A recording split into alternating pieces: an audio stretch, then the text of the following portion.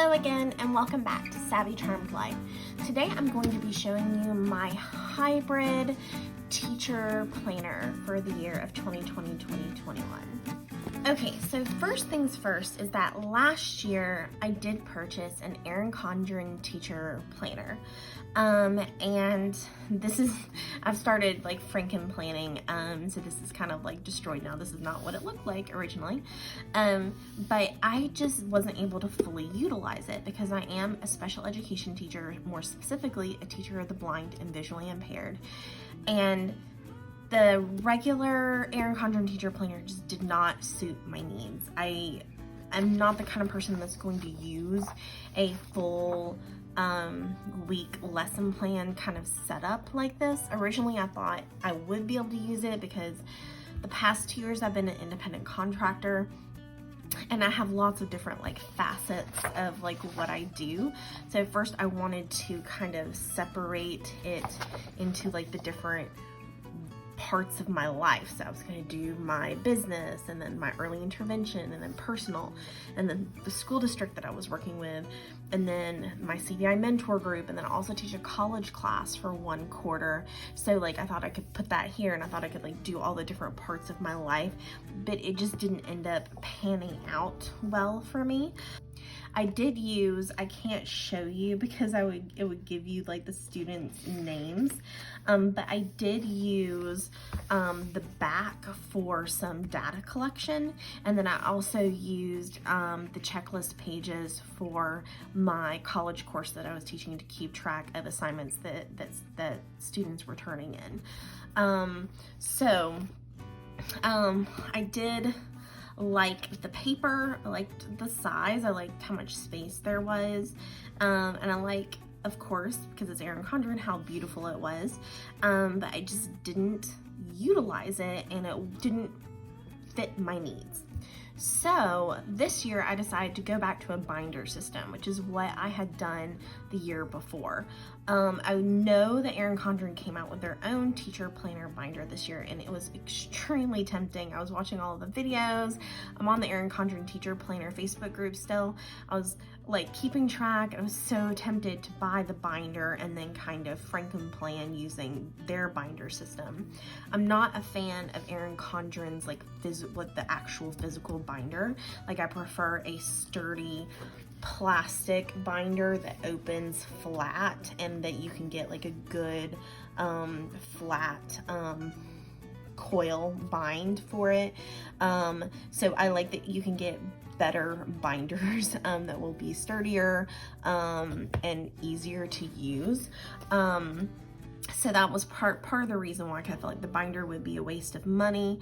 I could probably find somebody else to donate to or sell it to, but I just knew I was only going to use part of the pages. So what I did decide to do was go back to creating my own teacher binder using a binder system from the Teachers Pay Teachers website. So I decided to, like I said, go back with my own binder, but I did use aspects of the Erin Condren teacher planner that I liked in my new teacher binder for this year.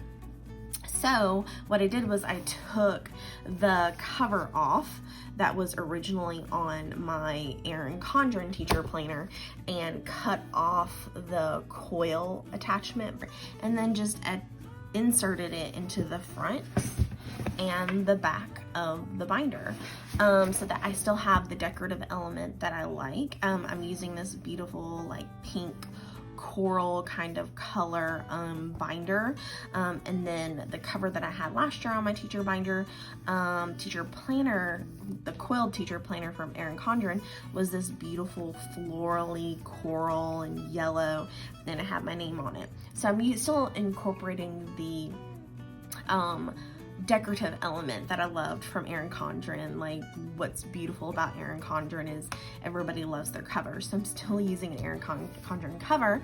I just am inserting it into a binder cover instead. And this binder is just a binder that I either found at Staples or Target. I'm not sure what the brand of the binder is, but it is a good sturdy one. I think it's a 1.5 inch binder, and when you open it, it does lay flat. In the front, I used to have this like attached inside of a binder, but I just have one of these little plastic envelopes that I can keep business cards in, which does still happen where you need to hand out a business card every once in a while. So I just have that tucked into the front pocket. Okay, so the majority of what you are going to see inside of this binder is from the Teaching Special Thinkers page on Teachers Pay Teachers, and her Special Educators Everything binder. So that's what most of this comes from. I love the Special Educators Everything binder. I originally purchased it 2 years ago. It only costs $15. And with that $15, you get unlimited like yearly updates to it. So as she makes changes, so I can go on now, which I did 2 years later, and I have like a ton of new themes to choose from. So this theme is from the purchase that I made 2 years ago, and I love it because it matches the like pinky corals. So we have like coral and peach and this light blue, which are just my favorite colors. Like my favorite colors are like a coral peachy pink and like a mint green, seafoam green. So I have this light kind of minty green and these peach and coral like flowers. So it's like my favorite color. So this is like, this is me. I'm gonna let you see some of the options that you have now if you purchased it right now from Teachers Pay Teachers. This is not a sponsored video. I'm not even an affiliate of Teachers Pay Teachers, so I am not getting paid in any way for talking to you about the Special Educator Everything binder. It's just something that I genuinely love. But when you pay the $15, you get like 20 themes, which would be enough for like 20 years, right? But every year she updates her themes. So every year you can download it again. Like I can go on there, I don't have to repay $15, I just get to download it again, and I get the updated themes that she has every year. But this is the theme from, one of the themes from 2 years ago. I think this was the spring theme was what it was called. There were other floral themes that year, but there's a really beautiful floral theme that you saw just a second ago that's in this year's pack as well that I thought was beautiful. But so first I made myself a cover page. All of the pages are editable. So you can create your own titles or whatever you want to do. So my cover page just has my name, teacher of the visually impaired, and the school year. And then the next first page is important information where I can put my name, my ID number, my title, the room number, which for me, being an itinerant teacher of students with visual impairments, I serve more than one school. So for me, I may have more than one school listed here. My phone, my school phone, and my work email. And then, all right, I am trying to show you this binder as best I can. My camera can only go up so high, and a binder is so big, it's hard to like show you everything. So I'm gonna try to show it to you the best that I possibly can. But the first thing is a year at a glance, which I edited to make it go from July to June. The way it comes is January to December, but you get a PDF version that's just like printer ready, and then you also get a PowerPoint version that you can edit. I'm going to show you what that looks like right here, but where you can go in and edit the document.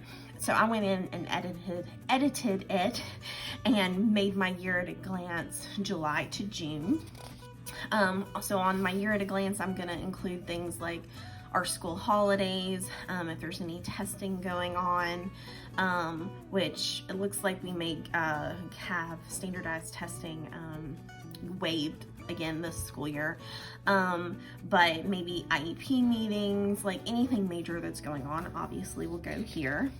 There are options. So I did, for some things, the option that has the background of the floral that's really colorful. But with all of these options, like all of the different pages that you can print, you have the option to print it in the theme itself, and then you also have the option to print it, which you'll see later, like with my regular calendars. You also have a black and white printer friendly version that you can print as well. And she also updated, this is from the one that I had 2 years ago, but her new version is updated and actually has more of like a calligraphy font for the months of the year at the top. So the new version looks a little bit different than this, but so you have the option to print, like I said, all of the pages with your theme in the background, which for some of them I did do the theme, and then others I did the black and white. And then on the back here, I have my daily schedule. So this is going to be like what school I'm at, what student I'm seeing, where I'm seeing the student, and like the time. So this is going to be my schedule here. Here is where my monthly calendars are going to start. So I have a cover page for monthly calendars, and then I have each month of the year starting here. I did start with July because pre-planning for us typically starts in July. I'm not 100% sure what things are gonna look like yet this school year, but what I did is I took all of the Erin Condren labels, which I did genuinely love. Like when I talk about things that I love, the Erin Condren tabs is one of the things that I love. So I took and I cut them all out, and I used double-sided tape to attach them to the cardstock. And I did print all of these major pages, because that's one of the things I also love about the Erin Condren binder is the thickness of the pages.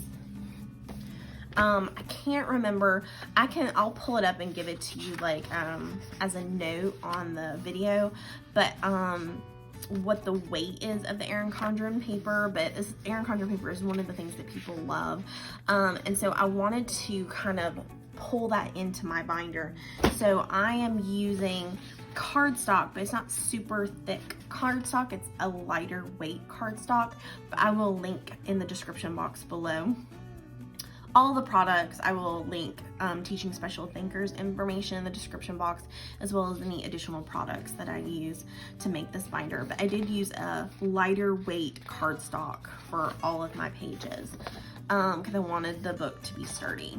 So at the start, I have just a on one page monthly overview, although you do have other options for what you want your monthlies to look like. You have a month on 2 pages, you have a month on 1 page, which is what I did here.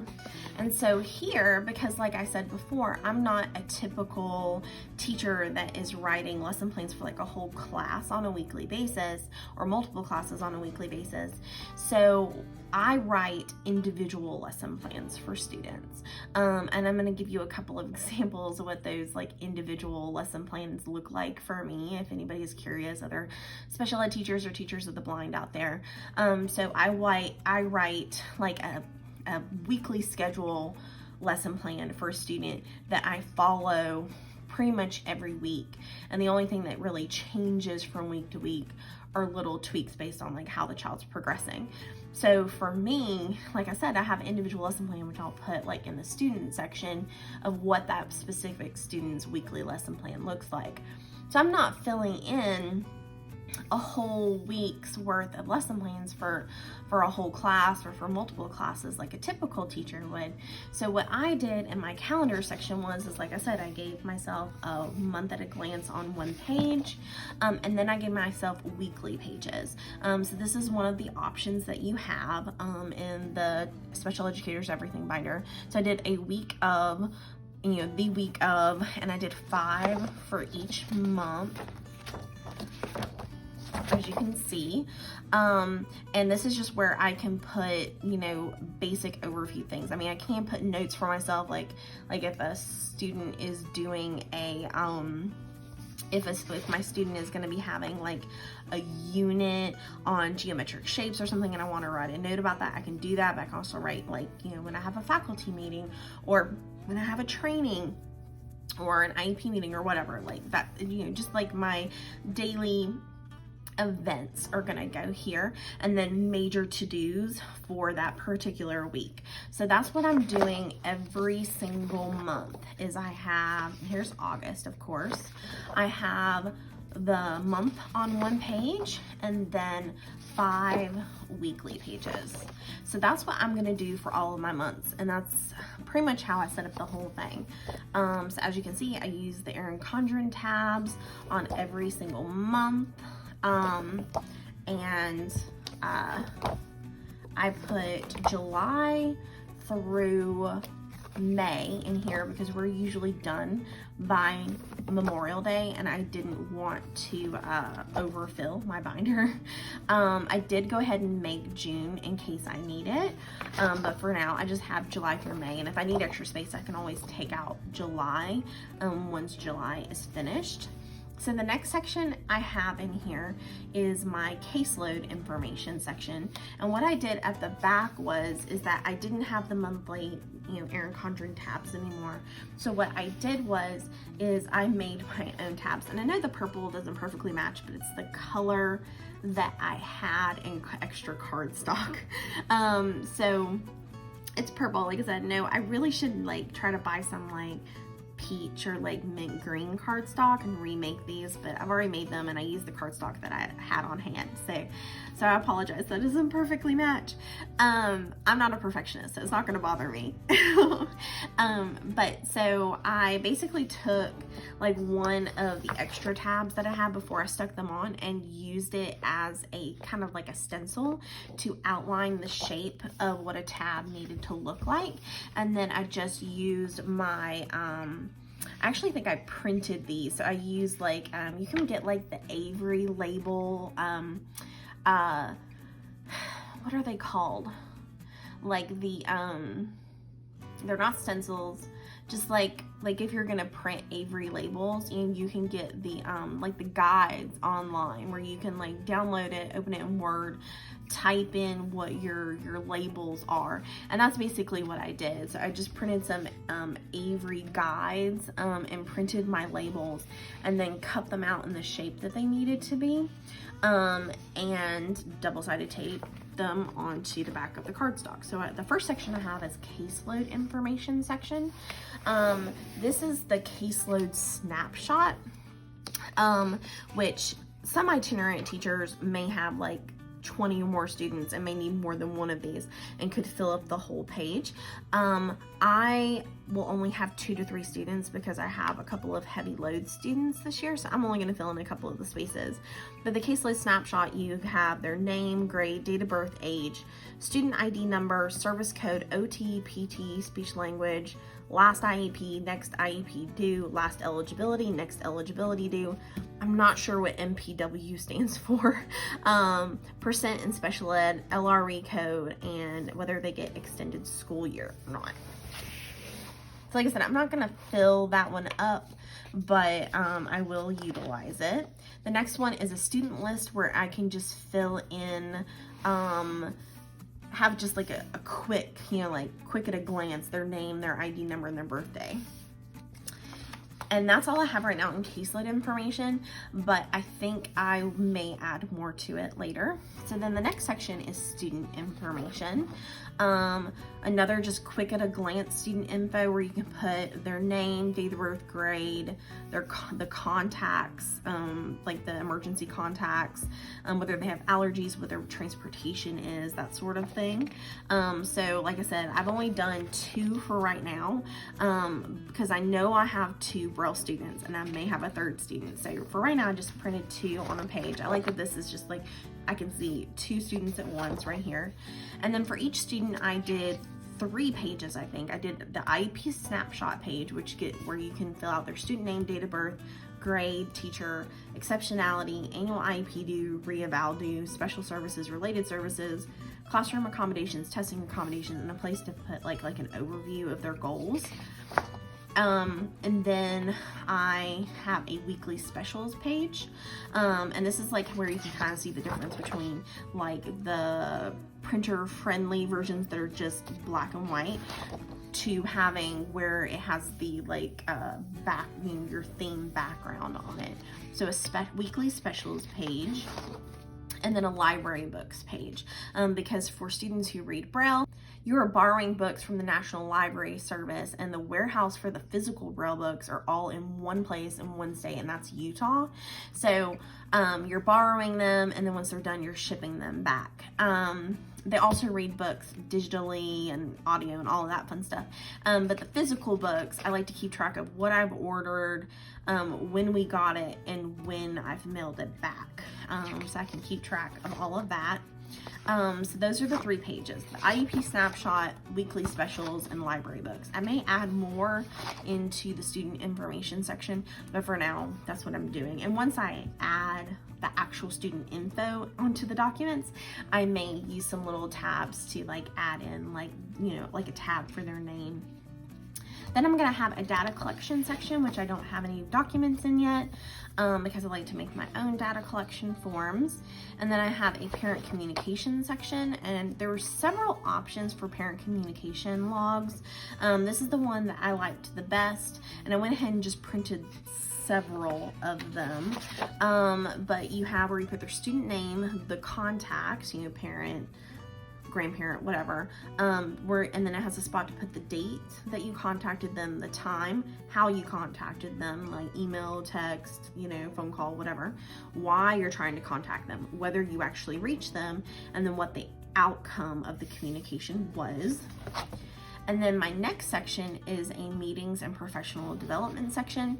And here there are, in the Special Educators Everything Binder documents, she does have lots of like pages that you can like pre-made professional development or faculty meeting pages that you can print. But I had all of my leftover Erin Condren notes pages, so I decided to just throw them in here for now. And I may just leave, like I said, notebook paper or some fancy notes pages in this section. So I just had all of the, like I said, the leftover Erin Condren pages, and I didn't want to waste them. So I just cut off the coiled section, and then 3 hole punch. So I have the grid page and then just a bunch of leftover notes pages. So like I said, you know, waste not, want not, right? So I'm just reusing all of the notes pages that I didn't use in my Erin Condren planner. And then I haven't added a tab yet for contacts because this is a recent addition, but I did make a contacts section. And in the contacts section, we have my special education contact list, and this is like for the whole school district, where you put where it has like position name, office, cell number, and so on. So it's like the major things like SPED director, SPED liaison, coordinating teacher, vision hearing screening psychologist, social worker, math contact, literary contact, transition specialist, special transportation. And then you have spaces to write additional people. And then on the back, I need to make a 3rd one of this, but this is going to be for a specific school, because I know I'll have 2, maybe 3 schools that I need to fill this out for. And these are just blank. This is where I'd put like the principal, the special education supervisor, you know, the school nurse, like anybody that I need to like know and be able to find like their info right away. And then I'm also going to, like I said, I did use the Erin Condren, you know, checklist pages at the back of the Erin Condren book, and I used them for the college class that I taught. So I wanted to print some of these, and I did print them using the theme background.